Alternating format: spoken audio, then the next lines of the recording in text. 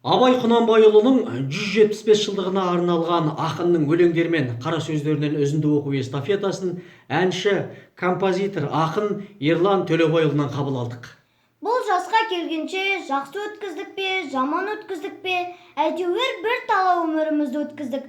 Алыстық, жұлыстық, айтыстық, тартыстық, әурешілікті көре келдік.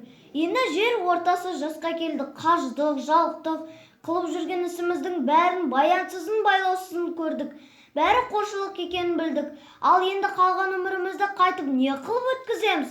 Соны таба алмай, өзімде қайранмын. Ер бағу? Жоқ, елге бағым жоқ. Бағусыз дертке ұшан жеңісі бақпаса не албыртқан, көңілі басылмаған дастар бағам демесе, бізді Құдай сақтасын.